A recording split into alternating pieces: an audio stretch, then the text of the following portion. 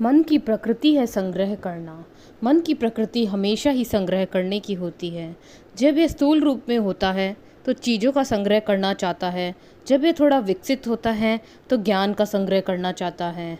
वे सारी बातें जिन्हें आप सोचते और महसूस करते हैं तथा स्वयं के बीच जब एक दूरी बनाने लगते हैं तो इसे ही हम चेतना कहते हैं।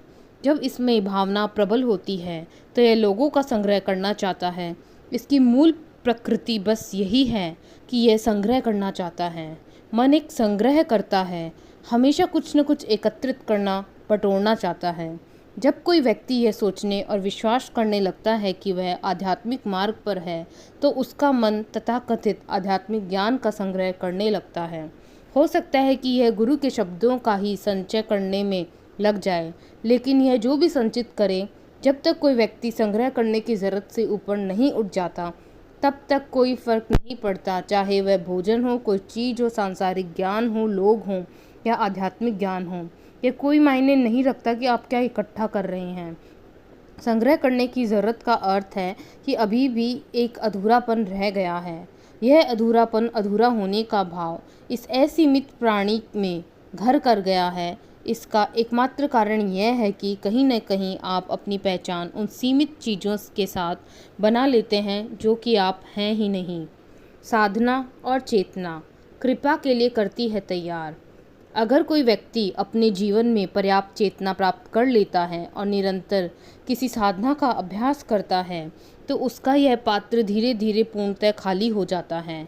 चेतना पात्र को खाली करती है, साधना पात्र को साफ करती है। जिसे हम साधना कह रहे हैं वह एक अवसर है अपनी ऊर्जा को बढ़ाने का, ताकि आप अपनी सीमाओं और सभी खामियों पर नियंत्रण रख सकें जिनके कारण आप अपने विचारों और भावनाओं में उलझ गए हैं। जब आप इन दोनों पहलुओं का अपने जीवन में पालन करते हैं, जब दीर्घ काल तक चेतना और साधना का पालन एवं अभ्यास करते हैं तो आपका यह पात्र खाली हो जाता है। जब आपके जीवन में यह खालीपन, रिक्तता या शून्यता घटित होती है, केवल तभी आप पर कृपा अवतरित होती है। वास्तव में कृपा के बिना कोई कहीं नहीं पहुंचता। अगर आप कृपा का अनुभव करना चाहते हैं तो आपको रिक्त होना होगा। आपको अपने पात्र की पूरी तरह से खाली करना होगा। अगर आप एक गुरु के साथ रहकर केवल उनके शब्दों का संग्रह कर रहे हैं तो आपका जीवन उस चींटी से ज़्यादा निरर्थक है जो शीत ऋतु या वर्षा ऋतु के लिए भोजन का संग्रह करती है। बिना कृपा बहुत प्रतीक्षा करनी होगी।